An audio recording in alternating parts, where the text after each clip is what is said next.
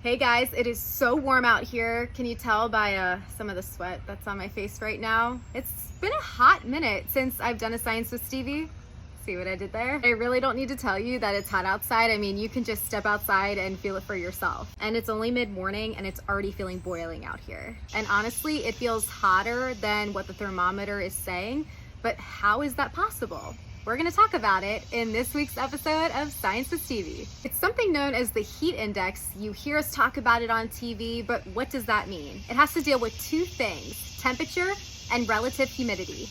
So relative humidity basically tells us how much moisture is in the air compared to how much moisture an air parcel could hold at a specific temperature. And you can see it is represented by a percentage. So we have drier air in place, meaning lower humidity, but very hot temperatures.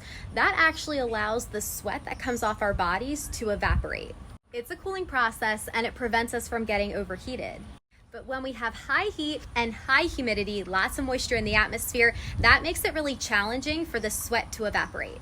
And this is where the heat index comes into play, otherwise known as the apparent temperature. And don't get this confused by the temperature that you see on your weather app.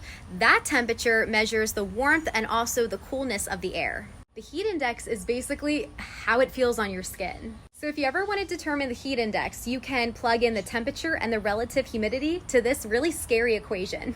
Or you can make your life so simple by just looking at this chart developed by NOAA. So this shows you a heat index value at a certain temperature and a certain relative humidity.